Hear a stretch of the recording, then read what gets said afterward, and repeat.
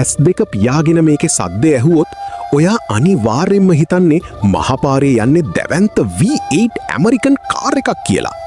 හැබැයි ඇස් ඇරලා බැලුවම දකින්න ලැබෙන්නේ අඳුරාස්සෙන් මතුවෙන පිටසක්වල යක්ෂයෙක්ගේ මූණක් තියෙන. පාරේ තියෙන තාර ටිකක් ගලවගෙන ඉස්සරහට විසි වෙලා යන රෝද දෙකේ මෘගයෙක්. සාමාන්‍ය 1000cc බයික් වල කෑගහන සද්දෙට වඩා සම්පූර්ණයෙන්ම වෙනස්.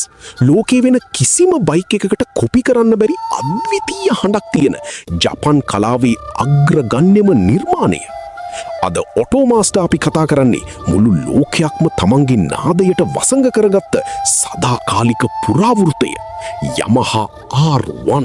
1998 අවුරුද්ද වෙනකම් ලෝකෙ තිබුණු ලොකු ස්පෝර්ට්ස් බයික් ඔක්කොම බරින් වැඩි, පාලනය කරන්න අමාරුයි. හැබැයි Yamaha සමාගම 98දී මුල්ම R1 එක පාරට දැම්මම ලෝකෙ අනිත් හැම බයික් කම්පැනි එකක්ම දෙලොව රත් වුණා. 600cc බයික් එකක ප්‍රමාණයට 1000cc ලොකු එන්ජින් එකක් ඔබලා එයාලා අමු මැජික් එකක් කළා. එදා ඉඳන් පරම්පරාවෙන් පරම්පරාවට ආපු මේ යන්ත්‍රය 2009 අවුරුද්දේදී අරන් ආවා ලෝකෙ කිසිම කෙනෙක් හිතපු නැති අමුතුම පෙරලියක්. ඒක තමයි R1 එකේ අමරණීය බිග් බෑන්ග්. ඒමත් නැත්තම් ක්‍රොස් ප්ලේන් එන්ජින. සාමාන්‍ය ඉන්ලයින් 4 එන්ජිමක පිස්ටන් හතරම එකම රිද්මයකට තමයි වැඩ කරන්නේ. හැබැයි Yamahaලා එයාලගේ YZR-M1 MotoGP රේස් බයික් එකේ තියෙන තාක්ෂණය කෙලින්ම මේ R1 එකේ 998cc එන්ජිමට දැම්මා. මේකට කියන්නේ ක්‍රොස් ප්ලේන් ක්‍රෑන්ක්ෂාෆ්ට් CP4 කියලා.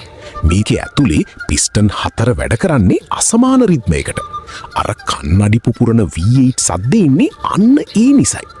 අශ්ව බල 200ක් නිපදවන මේ එන්ජිමේ තියෙන අසමාන පිපුරුම් රටාව නිසා වංගුවක් කපද්දි පිටිපස්සේ රෝදේ පාරට අලවලා තියාගන්න මේකට තියෙන්නේ පුදුම හැකියාවක්. 2015න් පස්සේ ආපු R1 මාදිලි දැක්කම පාරේ යන ඕනම කෙනෙක් බය වෙනවා. ලොකු ලයිට් දෙකක් වෙනුවට මේකේ තියෙන්නේ කේන්තියෙන් බලන් ඉන්න සිහින් S2ක් විතරයි. ඇත්තම ලයිට් දෙක තියෙන්නේ ඒකට යටින් හැංගිලා.